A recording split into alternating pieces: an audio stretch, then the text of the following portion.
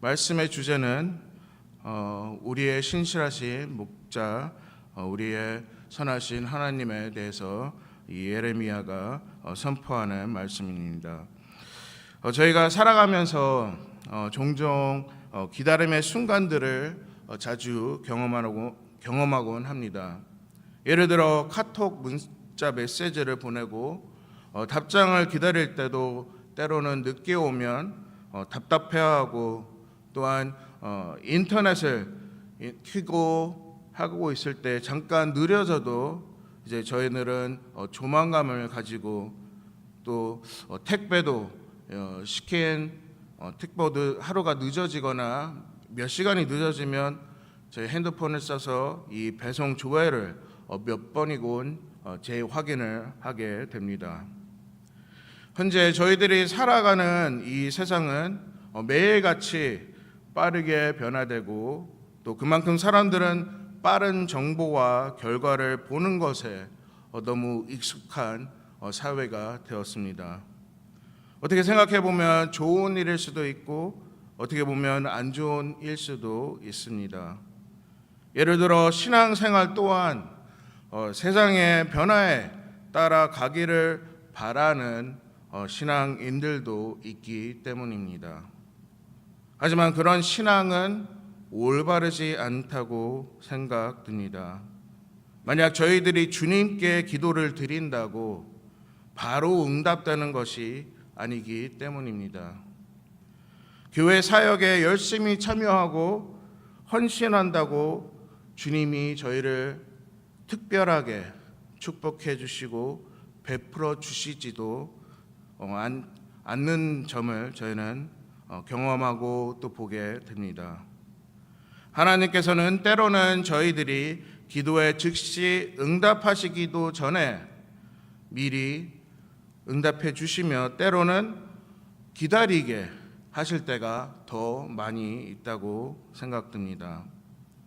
또 어떤 때에는 전혀 예상하지 못한 하나님의 완벽한 시간에 응답해 주시는 신실하신 하나님 아버지가 저희 곁에 있습니다.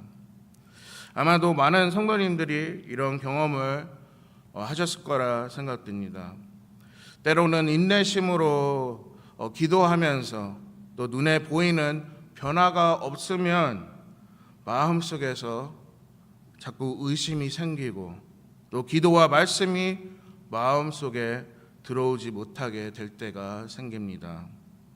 계속해서 조바심을 가지고 기도를 할 때 왜 하나님이 저의 기도들을 빨리 응답해 주시지 않는지 저희는 답답해하며 하나님을 탓하기도 합니다. 그러면 천천히 기도와 예배드리는 수가 저희가 하나님께 결국 중심을 또 시야를 드리지 못하고, 또다시 세상 것들을, 세상의 방법들을 찾으려고 노력하며 다시 한번 세상과 함께 죄악에 빠지게 될 때가 많이 있습니다. 이런 문제들은 저희들의 신앙이 부족해서가 아닙니다. 하나님을 사랑하는 사람도 현실이 너무 힘들면 똑같이 실수하고 또 똑같이 괴로워하며 또 그런 시기를 맞이하게 됩니다.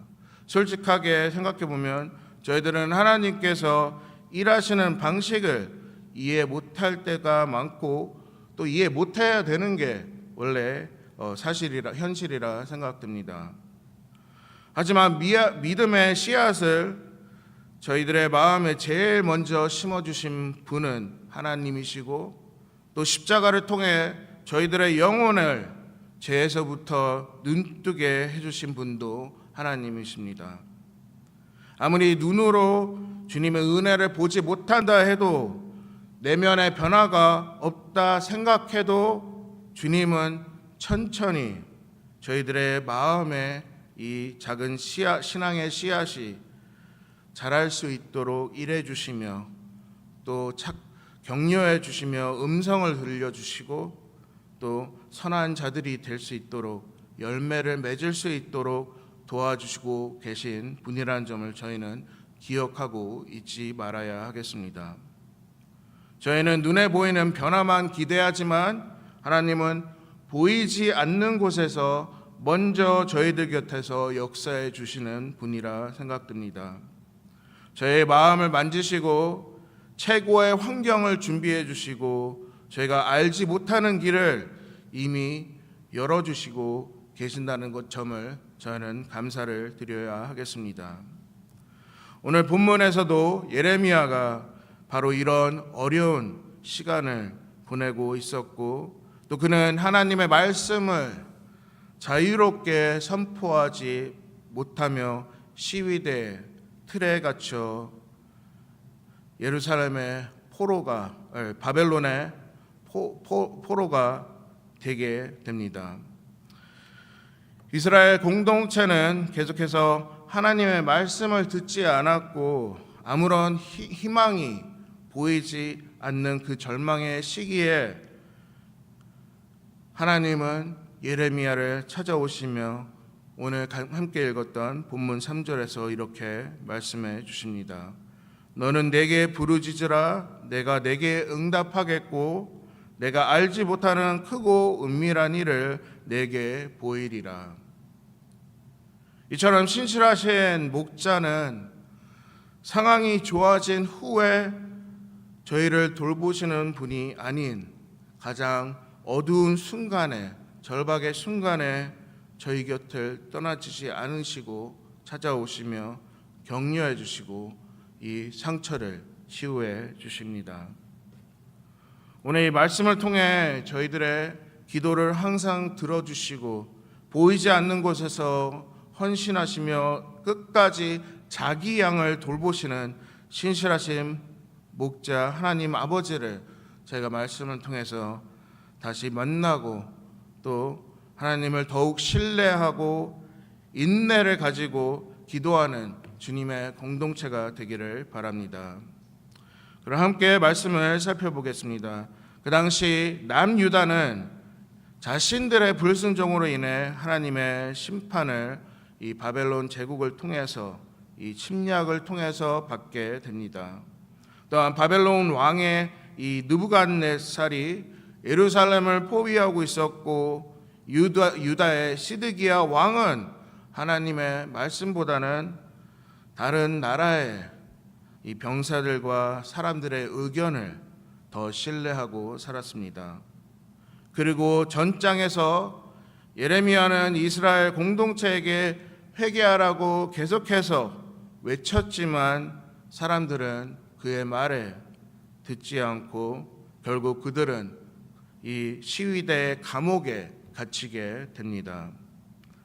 그리하여 예레미야가 이 감옥에 갇혀 있을 때 하나님이 먼저 그를 찾아오셨고 또 길 잃은 양 한 마리를 찾아가신 예수님처럼 주님의 양을 힘들어하고 괴로워하는 이 양을 돌보시러 찾아오게 됩니다. 또한 아까 봤던 3절에서 하나님은 여호와의 이름을 부르는 자에게 응답하시겠다고 약속해 주셨습니다. 이 9절에서 부르짖으라는 뜻은 단순히 크게 외친다는 뜻이 아닌 전적으로 하나님만 의지하는 이 마음의 믿음을 의미하고 있습니다.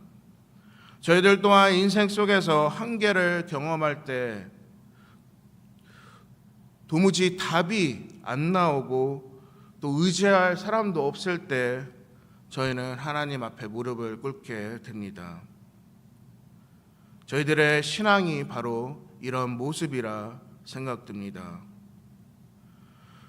주님은 저희의 교만보다 겸손한 마음을 바라시고 또 그럴 때 저희가 주님을 신뢰하며 주님을 찾게 됩니다. 계속해서 3절을 보시면 하나님께서 내가 알지 못하고 크고 은밀한 일을 내게 보이리라고 말씀해 주셨습니다. 여기서 은밀한 일은 사람들이 상상하지 못하는 하나님의 계획을 말씀하시고 계십니다. 창세기부터 예레미야까지 계속해서 하나님은 하나님의 양들과 피조물을 위해서 모든 것들을 준비해 주시고 모든 것들을 인도해 주시고 모든 것들을 축복해 주셨습니다. 예레미야는 자신의 민족이 망하는 것을 보게 되고 슬퍼하고 있었지만 하나님은 예전부터 선택하신 이 공동체를 출애굽부터 포로기환, 성전 재건, 이제 심지어 신학에서 보내주실 이 메시아 주 예수님을 준비해 주고 계셨던 것입니다. 또한 8절에서 하나님은 이스라엘의 죄를 회복해 주실 것을 약속해 주십니다. 함께 8절을 읽겠습니다. 내가 그들을 내게 범한 그 모든 죄악에서 정하게 하며 그들이 내게 범하며 행한 모든 죄악을 사할 것이라. 하나님의 이 이스라엘 공동체를 위해 약속하신 첫 번째는 바로 회복입니다. 그들의 건강과 나라가 아닌 그들의 죄를 용서해 주시겠다고 약속해 주십니다. 유다가 망한 가장 큰 이유는 그들이 죄인이기보다 그들이 마음속에서 내면 속에서 하나님을 신뢰하지 않고 또 반복적으로 하나님을 잊고 살았던 그 죄의 문제였습니다. 하지만 선하신 목자는 그 양들의 죄를 싫어하셨지만 그 양들을 불쌍히 여기며 또 그들을 위해서 그들의 마음의 상처와 문제들을 해결해 주실 것을 약속해 주십니다. 전 수요 예배 때도 배웠지만 하나님은 심판을 기뻐하시는 분이 아니시고 오히려 한 영혼을 소중히 대하시고 또 그들이 회개하여 하나님께 다시 돌아오기를 원하시는 자상한 아버지이십니다. 저희들의 고난과 고통을 함께 눈물 흘려주실 수 있는 그런 자상한 하나님 아버지이십니다. 그리고 본문 10절부터 13절에서 이제 두 번째 약속을 전해 주십니다. 함께 읽겠습니다. 양떼가 다시 계수하는 자의 손 아래로 지나리라. 여호와께서 말씀하시니라. 이 황폐한 성읍에서 다시 하나님의 은혜 기뻐하며 즐거워하는 이 웃음 소리가 날 것이라고, 또한 주님의 은혜를 감사하며 찬송드리는 음성들이, 목소리들이 울려 퍼질 것이라고 예언해 주십니다.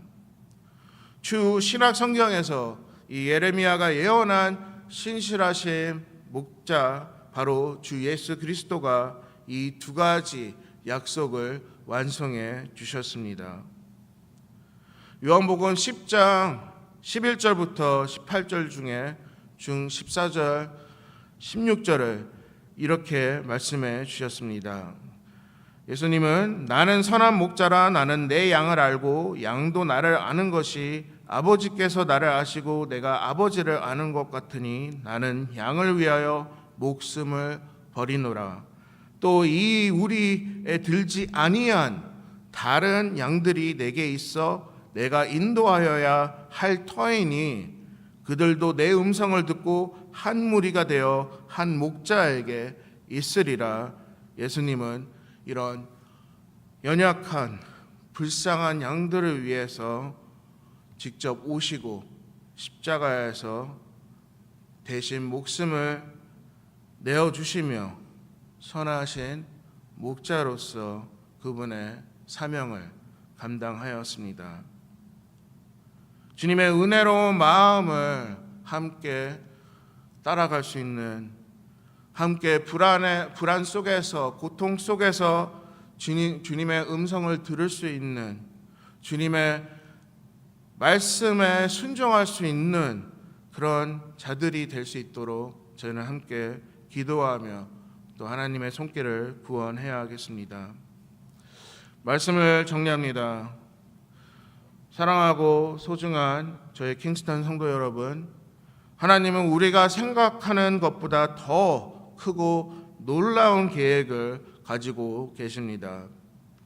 오늘날 삶 속에서 저희가 이해하지 못하는 것들 또한 하나님의 섭리 안에 있는 것이고, 또 저희가 계속해서 주님을 의지하고 또 주님께 저희 작은 믿음으로 신뢰하며 나아가야 하겠습니다.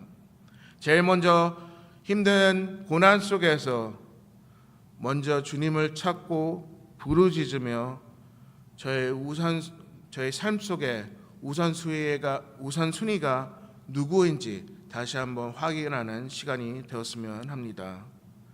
기도는 자유로운 선택이 아닌 주님의 말씀을 인생의 마지막 날처럼 저희가 붙잡고 매일 묵상하며 또 기도를 통해서 저의 신앙을 표현하는 것이라 생각됩니다. 기도란 저희가 그동안 주님께서 주신 여러 가지의 은혜들을 기억하며 또 그분의 은혜가 눈에 보이지 않지만 쉬지 않고 계속해서 감사하며 또 돌봐주시는 주님의 헌신에 저희는 아버지라 부르게 될 수 있습니다. 그러기에 오늘 아침에도 변함없이 사랑해 주시는 주님만 즐거운 마음으로 찬양 드립니다. 오늘 아침에도 저희가 간구하는 기도 속에서 하나님의 완벽한 시간을 인내하며 또한 신뢰하며 함께 즐거운 마음으로 찬양을 올려드리는 저와 성도 여러분이 되시길 주님의 이름으로 축복드립니다. 이 시간에 몇 가지 기도 제목들을 가지고 기도하겠습니다.